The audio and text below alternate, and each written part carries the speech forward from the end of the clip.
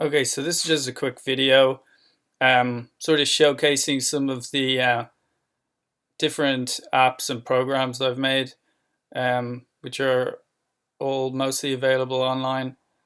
Um, so this is the sort of landing page for the Cataphysical Research Society. Um, I'm in the process of making a new one of these, so a little bit more stylish than this, but it's taking some time. I'll go ahead and use this anyway. Um, so yeah, the landing page just tells you a bit about what cataphysics means, but don't have to go into that too much. Basically, cataphysics is researching the metaphysical and the physical all under the same sort of umbrella category. Okay, so hopefully these programs load quickly when we need them. So the first one I want to look at is the lunar cycle calendar. And the idea for this app came to me in a dream back in 2010. And basically in the dream, I saw these like waveforms. Might as well just go to the actual app. So I saw these waveforms. Each point along these waveforms represents a new moon in the Metonic cycle.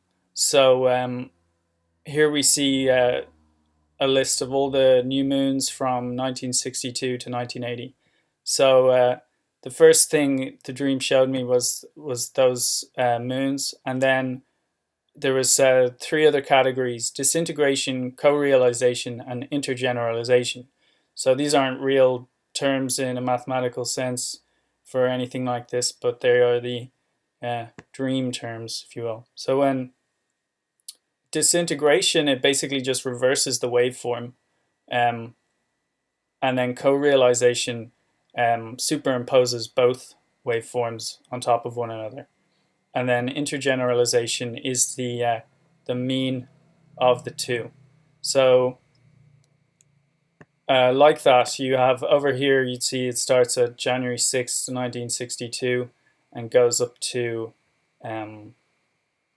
December 7th, 1980. And each date for each new moon has a number associated with it, which is the lunar cycle number. So then in disintegration, we see this list is backwards. Co-realization, they're sort of interleaved with one another. And finally, in intergeneralization, this is the average time and date between the interleaved dates here. So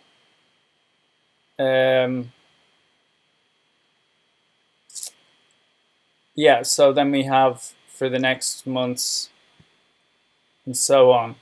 So what is the purpose of this website? Well, the first thing, let's say you were born in the year 1984 on September 7th, for example.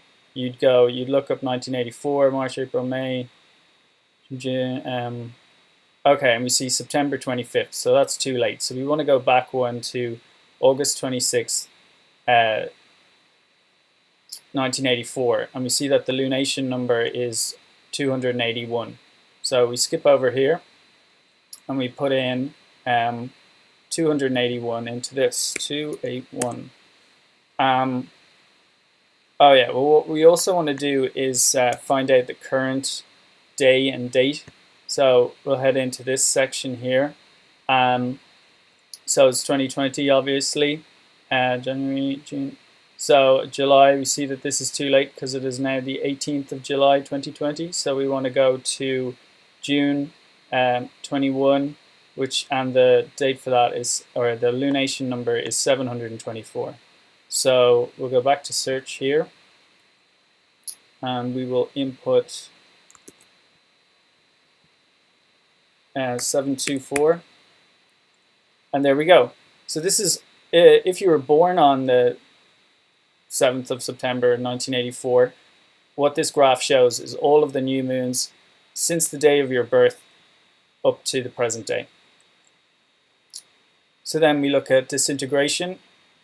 the reversal, co-realization, which shows the mapping of the two, and finally the mean product of that, which is this this waveform here. You see that this is pretty similar to the original waveform, just shifted a bit and maybe a bit chunkier. But as we go up in, if we go up, keep going another month, you see it begins to flatten out, then returns to a more normal thing. There's a bit of distortion there, and then it flattens out again, a bit more distortion, becomes fairly flat. This time we're about, so we're a good 20 months ahead.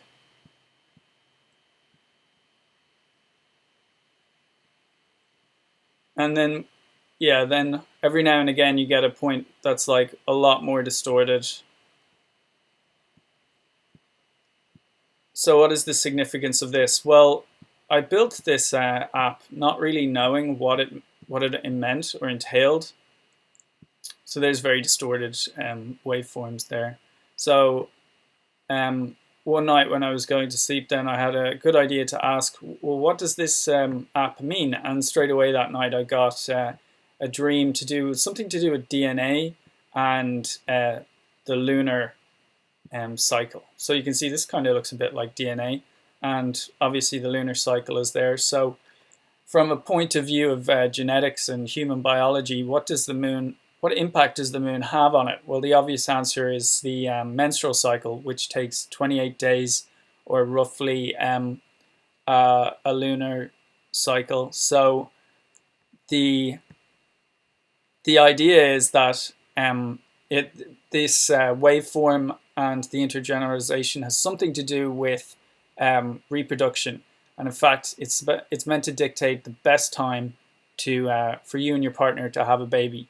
So again, if you were born in September 7th, 1984, and your spouse was born, you know, a year later, let's say, then you'd input your birth date, the current time, your lunation number, see what your waveform looks like in the intergeneralized section. If it's all good, okay, do the same with them, put in their lunation number, maybe it's a bit later, and then you might see, oh hey, hang on, there's a bit of distortion there, or there's a lot of distortion, you know, oh, you know, so maybe we'll hang up, maybe we won't try for a baby during those times, you know, we'll wait until it's more, I don't know, something like that. That looks pretty good. So if both waveforms have the least distortion, then that is the best chance of you know, the DNA being good and better results overall. So that's the concept behind it. I have no actual data to prove whether this is true or not. You might have like an issue where the waveform becomes very flat like that, but still not a lot of distortion. That could just mean that it's just an okay time, like there's no good or bad results from that. So finally we have a kind of a chromatic view of the waveform. This is also kind of useful just for different visualizations of the same information. Nothing too big there, but good fun, good way of looking at the data and analyzing it. Okay, so we'll move on to the next one, which is the lunar, another calendar of sorts called the rainbow calendar. And this is based on the idea of synesthesia. So certain people can like taste colors, or you know, they can see smells. So it's about like sort of jumbling up of the human senses. So I decided to have a go at looking at my own kind of synesthesia that I've had since I was a kid. So, you know, one idea, I always thought Monday was kind of red, Tuesday was a greeny yellow color, Wednesday is sort of magenta or violet, Thursday is kind of yellowy orange, Friday is a kind of a deeper orange, Saturday is indigo, and Sunday is blue. So when you plot these colors out in the so all the Mondays are red, all the Tuesdays are green, this kind of violet magenta color, and so forth, you get this sequence. And we can see that all of these colors are directly taken from the light spectrum, like the rainbow, hence the name. So, but the actual order is Richard of York gave battle in vain. It's the mnemonic: red, orange, yellow, green, blue, indigo, and violet. So if we were to go through the days of this month here, July 2013, you can see how old this theory is. You just cross through the days. So like the first day is Monday, so that's red. Or the first color in the spectrum is red. So we go red, and then the next one is orange. So that's a Friday. Then the next one is yellow. So that's Thursday the 11th. That we put that one in. Then the next day is green. So the first green you come to after the 11th is the 16th, and so on and so forth. Then what we want to do is connect all of these together. So we're saying that Monday is the first red day, fine. Then so all of the next days become red until the first orange day is reached, and then all of those orange days, are filled in. Same with the yellow, green, blue, and so forth. And then when we do that and we count those number of days, we see that the sequence goes 4, 6, 5, 6, 4. So 4 days, 6 days, 2 5s, another 6, and a 4. So obviously we're seeing a kind of a palindromic number sequence there. If you search for that number sequence online, the first time I did it way back in 2012, or I don't know how old this theory is, maybe 2010 or something. Anyway, I came across the results which said something, that it was the most ancient of all number sequences. Now, I can't prove that. I haven't been able to rediscover that information or find a citation for it. So we'll just take it as it is. Or, you can take it or leave it. It doesn't really matter. Anyway, I'm sure it is quite an old sequence. But if we were to write the sequence out properly, you see it goes 0, 10, 1, 9. What's happening there is every other number is like either ascending or descending. So 0, 1, 2, 3, 4, 5, and so forth, or 10, 9, 8, 7, 6, 5, and so forth. So it's kind of like, so that is how the sequence is constructed, and it's a bit like what we saw in the lunar cycle calendar with the co-realization, where you have highs and lows, and they kind of intermix to cancel each other out or reinforce each other depending on the situation. But that's getting a bit off topic. But the entire sequence doesn't stop here; it goes on. And if we remove the 0 days, because as I point out here, you can't mark 0 number days on a calendar.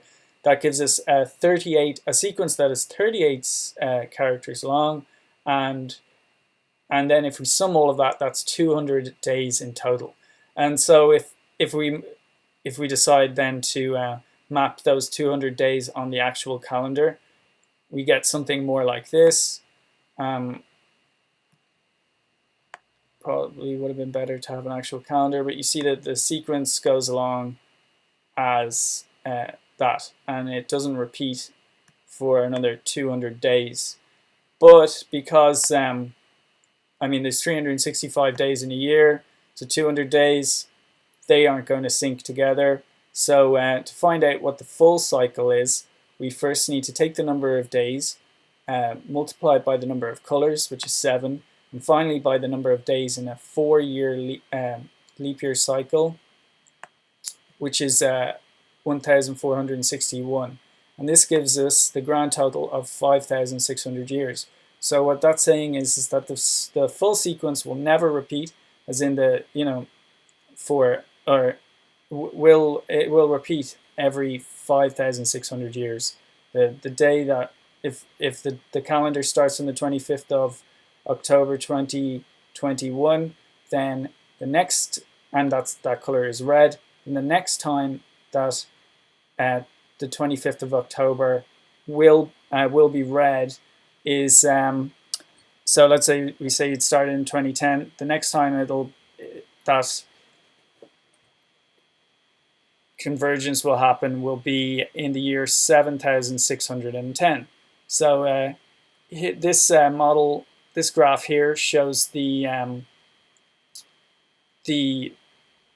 isotopic decay rate of carbon-14, which so basically the half-life of carbon-14 is well, a lot of places you'll read it says 5,700 years, but another scientific paper points out that this figure is uncertain and based on unweighted average of 5 individual readings. So they corrected this data with a weighted average and revealed that the actual decay rate of carbon-14 to nitrogen-14 is closer to 5,600 years. So I say here it's interesting because in trying to develop a system of time using synesthesia, we have arrived at a measure which dictates all of man's dating processes for time periods lasting up to 55,000 years. So that's kind of like the interim, medium to long range of dating. And so why is it 55,000 years? Well, that's because if you have a certain amount of C-14, let's say you have 1,461 molecules, then after a period of 5,600 years, you will have halved that, so you'll only have 730.5, and then another 5,600 years later, you will have 36.25.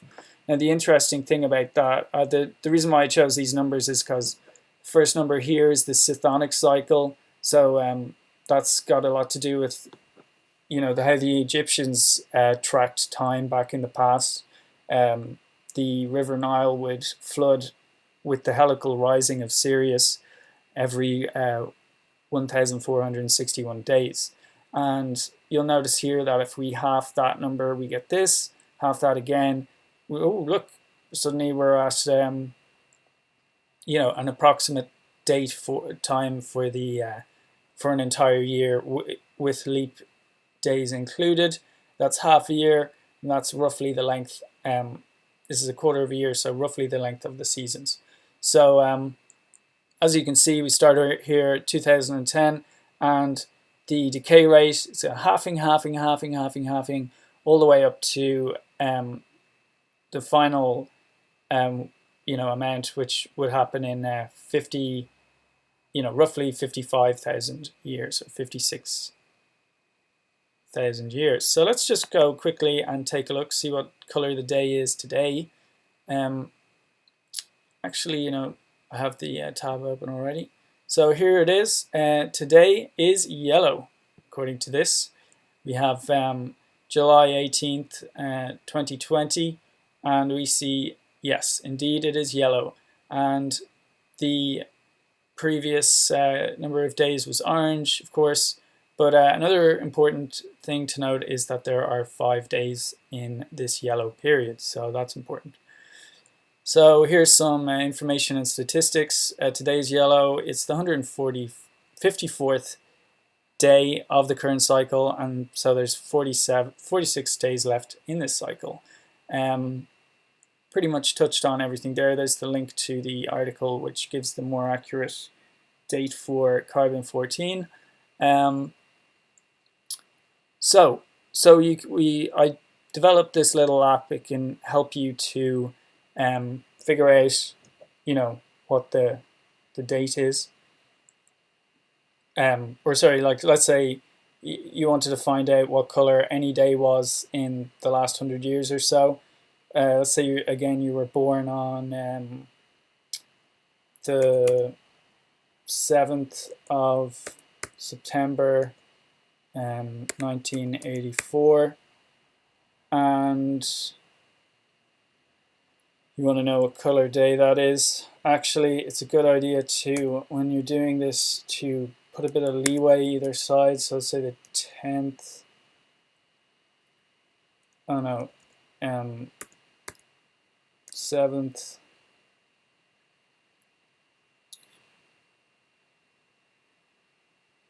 So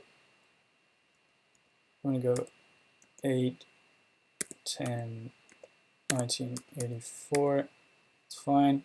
And you've got to put the format is month, month, day, day, year, year. So it's important to remember that. So if we want September 21st, let's say, hope I've got this right. Yeah, I think I do. And there we go. Then we hit calculate.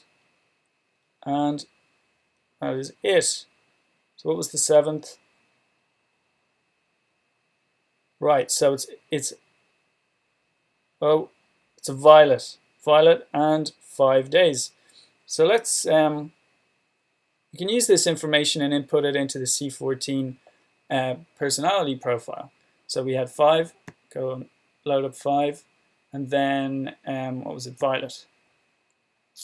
So we see that the numbers they go from 1 to 10 obviously, and all of this is based on information about numerology.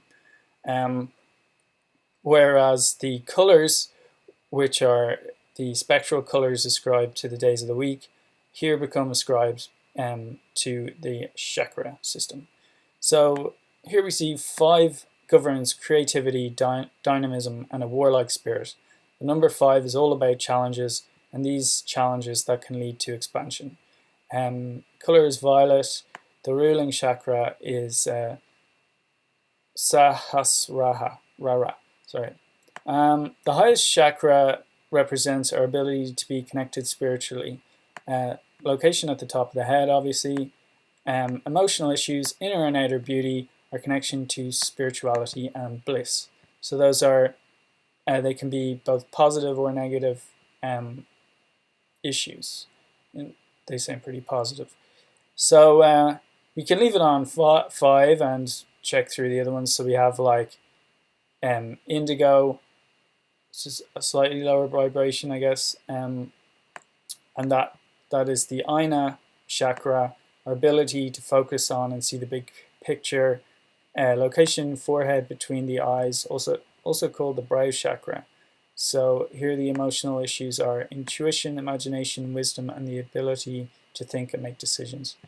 And then we have the different numbers as well, which are all, as I said, based on numerology. So the other thing we can do here is like just put in today's date or kind of range of dates. So if we put in it's a month, and go 7 and 5 2020, and then in here we'll put in some data in the future, 21 2020. Let's see what we got here. Okay, I think we should have gone a bit longer. Let's go calculate. Okay, so we see here that today's date is yellow again, like we said. So yellow 5. So let's check out that. We've got 5 here. Go to yellow, and we see 5 governs creativity, dynamism, and a warlike spirit. So it's a good time to be creative and dynamic. Now the color represents Manipura, which is this, the solar plexus chakra. Our ability to be confident and in control of our lives. Upper abdomen in the stomach area, self-worth, self-confidence, and self-esteem are the emotional issues. So that says that it's a good time to be creative and dynamic. It's also good to focus on, you know, from a health perspective, maybe it's a good time to do stomach crunches, eat healthily. And then from the point of view of emotional issues, you know, if you're in a positive frame of mind, you might get you might be feeling like high in self-worth and self-confidence, or you know, if not, then you'll feel the opposite. Like, so this will be very much a theme And if you do have like high self-confidence, that means you might try something that you haven't done before, and then you're going to feel the effects of that, which can lead to doubt and lacking in self-confidence. So I should point out that with the personality profile, it says here, unlike a horoscope, this focuses on what you should be rather than what you are. So if you are this thing, then you're doing well. And if not, maybe you should consider working towards it. So another thing we can do is we can use this to say, like, what's the future going to be like? And, what events have happened on these days in the past when the lunar calendar was set on these days. So my attempt at doing this is sort of an early attempt. Basically, I've laid out the years from 1980 to 2010, and I did my best to sort of scrape the internet for different important events that happen in history and line them up with their corresponding color on the rainbow calendar. So, we can see here that the 24th of April 1980, commando raid to rescue hostages in Tehran fails. So that is 24th of April, which is a green color, and the other green one here is June 6th, which is way over here. So it basically says Israel invades Lebanon. So we see war, terrorism, Israel, all sort of on this green thing here. Up here we have assassination attempt. Down here we have like a natural disaster with Mount St. Helens erupting. You can flick on. More natural disasters, and so forth. So the question is there any pattern to any of these events, or are they simply just random? So that is the thing I want to discover. I'm not sure if, as I said, I need more work on that. So if we look here, we have like a list of events which occurred during red days, and over here we have the categories. So political rest, terrorism, war, natural disaster, technology, innovation, man-made disaster, and so forth. And we can see that the percentages of each category are displayed here in this graph, and we can see that during red days, Mondays, man-made disasters are much more common than, and financial crashes, transportation disasters would be more common than some of the others. So that's, I think, interesting because, Monday is the start of the week. People get up, they're a bit more maybe focused on other things. So you're more likely to have full financial crashes will happen on a Monday more often because, the stock market closes on a Friday. So there are reasons. People are tired after the weekend, they're not fully awake, and man-made disasters happen. So that makes sense there. The probability of events like this taking place on a Monday are more likely. But here we see Tuesday, orange, and it's much more likely, according to this, to have a natural disaster than any other sort of thing.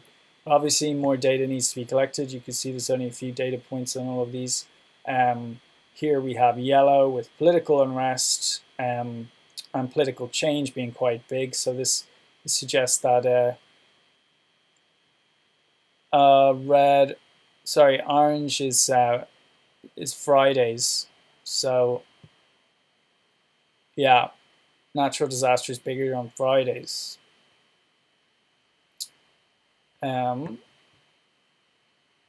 So yellow is Tuesday. So political change, political unrest, and terrorism.